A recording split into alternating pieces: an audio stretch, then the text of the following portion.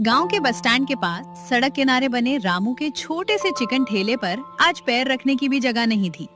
सुबह से ही लोगों की लंबी लाइन लगी हुई थी। कोई हाथ में प्लेट लिए अपनी बारी का इंतजार कर रहा था, कोई गर्मा गर्म चिकन की खुशबू से खिंचा चला आया था। ठेले के सामने खड़े लोगों की बातचीत, हंसी मजाक और मसालों की महक ने पूरे माहौल को जीवंत बना दिया था। बड़े भगोने में चिकन धीमी आंच पर पक रहा था। लाल मसालों की खुशबू हवा के साथ दूर दूर तक फैल रही थी। रामू तेजी से एक के बाद एक प्लेट तैयार कर रहा था। उसके माथे पर पसीना था, लेकिन चेहरे पर हमेशा की तरह मुस्कान बनी हुई थी। एक किसान ने कहा, रामू, एक प्लेट जल्दी देना, खेत पर जाना है। रामू मुस्कुराया। बस काका, आपकी प्लेट तैयार है। पीछे खड़ी एक महिला बोली, बेटा, बच्चों के लिए थोड़ा कम तीखा बना देना। जैसा आप कहें चाची। एक कॉलेज का लड़का अपने दोस्त से बोला, यार, शहर के बड़े होटल में भी ऐसा स्वाद नहीं मिलता। उसका दोस्त हंसकर बोला, इसीलिए तो रोज इतनी भीड़ रहती है। पास खड़े एक बुजुर्ग ने मुस्कुराते हुए कहा, रामू सिर्फ खाना नहीं खिलाता, लोगों का दिल भी जीत लेता है। रामू हर ग्राहक से अपनेपन से बात करता। तभी सड़क पर एक चमचमाती काली लग्जरी कार आकर रुकी। कार इतनी महंगी थी कि लोगों की नजरें उसी पर टिक गईं। उसमें से गांव का सबसे बड़ा बिजनेसमैन मोहन बाहर उतरा। उसने महंगा काला कोट पहन रखा था, पैरों में चमचमाते जूते थे और हाथ में कीमती घड़ी चमक रही थी। उसकी चाल में ऐसा आत्मविश्वास था जैसे पूरी दुनिया उसकी मुट्ठी में हो। भीड़ में खुसुर-पुसुर शुरू हो गई। अरे, ये तो मोहन सेठ है। ये यहाँ क्यों आया है? इतना बड़ा आदमी रामू के ठेले पर? मोहन बिना किसी से कुछ कहे सीधे रामू के सामने आकर खड़ा हो गया। रामू ने हाथ जोड़कर कहा, नमस्ते सेठ जी। मोहन हल्का सा मुस्कुराया। सुना है, पूरे इलाके में तेरे चिकन की बड़ी चर्चा है। रामू ने विनम्रता से जवाब दिया, सब लोगों का प्यार है सेठ जी। मोहन ने अपने नौकर को इशारे किया। उसमें एक बड़ा बैग मेज पर रख दिया। उसके आदमी ने जैसे ही बैग खोला तो अंदर नोटों की गड्डियां भरी हुई थी। भीड़ हैरान रह गई। मोहन बोला, रामू, ये सब तेरा हो सकता है। रामू चुपचाप उसकी ओर देखता रहा। मोहन फिर बोला, छोटा सा सड़क किनारे का ठेला बंद कर दे, मेरे साथ चल। मैं तुझे शहर में बड़ा रेस्टोरेंट बनाकर दूंगा। जितना पैसा चाहेगा उतना मिलेगा। नाम, शोहरत, गाड़ी, बंगला सब मिलेगा। कुछ पल के लिए वहां सन्नाटा छा गया। सबकी नजरें रामू पर टिक गईं। रामू ने बैग की तरफ देखा, फिर अपने ठेले की तरफ देखा। उसने धीमे लेकिन दृढ़ स्वर में कहा, सेठ जी, पैसा जरूरी होता है, लेकिन इंसान की पहचान उससे भी ज्यादा जरूरी होती है। मोहन की मुस्कान गायब हो गई। सोच ले, ऐसी किस्मत बार बार नहीं मिलती। रामू ने शांत आवाज में कहा, जिस ठेले ने मुझे सम्मान दिया, जिसने मेरे परिवार का पेट भरा, उसे मैं किसी कीमत पर नहीं बेच सकता। भीड़ में तालियां गूंज उठीं। मोहन का चेहरा गुस्से से लाल हो गया। उसने बैग बंद किया और ठंडी आवाज में बोला, आज तूने मेरी बात ठुकरा दी, लेकिन याद रखना, एक दिन ऐसा आएगा जब तू खुद मेरे दरवाजे पर खड़ा होगा। रामू ने उसकी आंखों में देखते हुए कहा, वो दिन कभी नहीं आएगा। मोहन बिना कुछ बोले वापस अपनी कार में बैठा और तेजी से वहां से चला गया। भीड़ धीरे धीरे अपने काम में लग गई, लेकिन हर किसी के मन में एक ही सवाल था, आखिर मोहन एक छोटे से ठेले के पीछे क्यों पड़ा था? रामू कुछ देर तक उसी सड़क की तरफ देखता रहा, जहां मोहन की कार धूल उड़ाती हुई दूर जा चुकी थी। उसकी आंखों में अचानक पुराने दिनों की यादें तैरने लगी। कुछ साल पहले रामू के पास 2 बीघा जमीन थी। वही उसकी दुनिया थी। हर सुबह सूरज निकलने से पहले वो खेत पहुंच जाता, देर शाम तक मेहनत करता। उसकी पत्नी सीता हर दिन उसके लिए खाना लेकर आती। दोनों का सपना था कि मेहनत से एक दिन उनका जीवन बदल जाएगा, लेकिन किस्मत ने उनका साथ नहीं दिया। पहले साल सूखा पड़ा, पूरी फसल बर्बाद हो गई। अगले साल इतनी तेज बारिश हुई कि बची हुई उम्मीद भी पानी में बह गई। कर्ज बढ़ता गया। साहूकार रोज घर आने लगा। रामू, पैसे कब देगा? रामू हर बार हाथ जोड़कर कुछ दिन और मांगता, लेकिन हालात नहीं बदले। आखिरकार उसे अपनी पुश्तैनी जमीन बेचनी पड़ी। जिस खेत में उसने बचपन बिताया था वो किसी और का हो गया। उस दिन रामू देर तक खाली खेत की तरफ देखता रहा। ऐसा लग रहा था जैसे उसकी जिंदगी उससे छिन गई हो। मजबूरी में वो शहर जाकर मजदूरी करने लगा।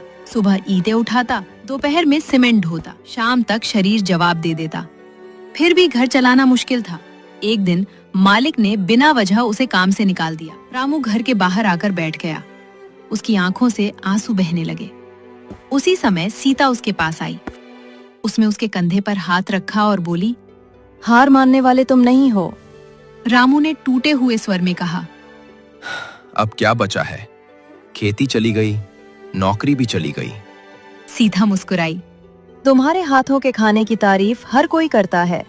क्यों ना हम अपना छोटा सा चिकन ठेला शुरू करें? रामू हैरान रह गया। लेकिन पैसे कहाँ से आएंगे? सीता बिना कुछ बोले घर के अंदर गई और अपनी शादी की चूड़ियां लेकर बाहर आई। रामू घबरा गया। नहीं, ये मत बेचो।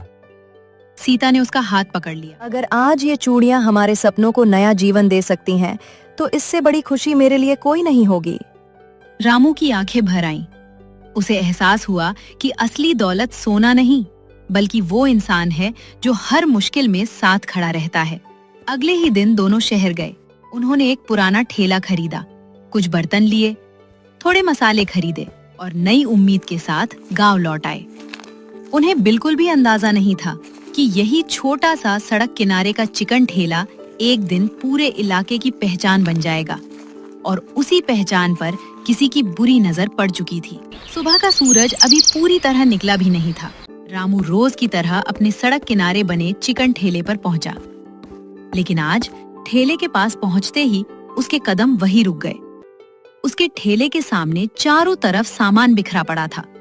मसालों के डिब्बे जमीन पर गिरे हुए थे, पानी की बाल्टी उल्टी पड़ी थी, कुछ बर्तन टूट चुके थे और लकड़ी की मेज एक तरफ झुकी हुई थी। रामू कुछ पल तक चुपचाप सब देखता रहा। उसके चेहरे पर दुख साफ दिखाई दे रहा था। इतने में सामने वाली चाय की दुकान वाले श्यामलाल दौड़ते हुए आए। रामू, रात में किसी ने तेरे ठेले के साथ बहुत बुरा किया। जब तक हमें पता चलता तब तक सब भाग चुके थे। रामू ने गहरी सांस ली। किसने किया होगा? श्यामलाल ने धीरे से कहा। नाम तो नहीं पता, लेकिन गांव में लोग तरह तरह की बातें कर रहे हैं। इतने में गांव के कई लोग वहां इकट्ठा हो गए। एक किसान बोला, रामू, तू चिंता मत कर, हम सब मिलकर ठेला पहले जैसा बना देंगे। एक बुजुर्ग ने टूटी हुई मेज उठाई और बोले, जिसने भी ये किया है उसने पूरे गांव का अपमान किया है। कुछ ही देर में हर कोई काम में लग गया। कोई सफाई कर रहा था, कोई बर्तन धो रहा था, तो कोई नई लकड़ियां लेकर आ गया। रामू की आंखें भर आईं। उसे महसूस हुआ कि ये ठेला सिर्फ उसका नहीं, पूरे गांव का बन चुका है। करीब 1 घंटे की मेहनत के बाद ठेला फिर से पहले जैसा दिखाई देने लगा। रामू ने चूल्हे में आग जलाई, बड़े भगोने में चिकन चढ़ा दिया। धीरे धीरे मसालों की खुशबू फिर से हवा में फैलने लगी। गांव वाले मुस्कुरा उठे। उसी समय एक छोटा लड़का दौड़ता हुआ आया। रामू भैया, ये लिफाफा किसी ने आपके लिए दिया है। रामू ने लिफाफा खोला। उसमें सिर्फ एक कागज था। उस पर लिखा था, अगर अपने परिवार से प्यार है तो ये ठेला बंद कर दे, अगली बार सिर्फ सामान नहीं टूटेगा। रामू कुछ पल तक उस कागज को देखता रहा। उसने बिना कुछ कहे कागज मोड़कर अपनी जेब में रख लिया। सीता ने धीरे से पूछा, क्या लिखा है? रामू मुस्कुराने की कोशिश करते हुए बोला, कुछ नहीं, कोई मजाक कर गया होगा। लेकिन उसके दिल में कहीं न कहीं ये बात चुभ गई थी। उसी समय सड़क पर एक सफेद कार आकर रुकी। उसमें से मोहन उतरा। आज भी उसने महंगा कोट पहन रखा था। वो सीधे ठेले तक आया और चारों तरफ नजर दौड़ाई। लगता है रात अच्छी नहीं गुजरी। रामू समझ गया कि मोहन सब जानता है, लेकिन उसने शांत स्वर में कहा, भगवान की कृपा से सब ठीक हो गया। मोहन हल्का सा हंसा। अभी भी वक्त है, मेरी बात मान ले। रामू ने सिर हिलाया। मेरा जवाब कल भी नहीं बदला था और आज भी नहीं बदला है। मोहन की मुस्कान गायब हो गई। वो बिना कुछ बोले वापस अपनी कार में बैठा और चला गया। लेकिन जाते जाते उसकी आंखों में अजीब सी चमक थी। शाम होने लगी। आज पहले से भी ज्यादा भीड़ थी। लोग सिर्फ चिकन खाने नहीं आए थे, वे ये दिखाने आए थे कि वे रामू के साथ खड़े हैं। एक किसान ने पैसे देते हुए कहा, आज 2 प्लेट देना, एक मेरे लिए और एक उस आदमी के लिए जिसके पास पैसे नहीं है। रामू, हिम्मत मत हारना।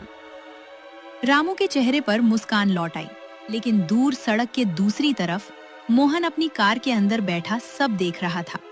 उसने मोबाइल निकाला और किसी को फोन लगाया। उसकी आवाज धीमी थी। पहला प्लान नाकाम हो गया। कुछ सेकंड चुप रहने के बाद वो बोला, अब दूसरा प्लान शुरू करो। इस बार ऐसा वॉर करना कि रामू फिर कभी इस सड़क पर अपना ठेला लगाने की हिम्मत न कर सके। फोन कट गया। मोहन की कार धीरे धीरे वहां से निकल गई। उधर रामू अपने ग्राहकों को खाना परोसने में व्यस्त था। उसे बिल्कुल भी अंदाजा नहीं था कि उसके खिलाफ अब एक ऐसी साजिश शुरू हो चुकी है जो उसकी मेहनत, उसकी इज्जत और उसके परिवार तीनों को एक साथ निशाना बनाने वाली थी।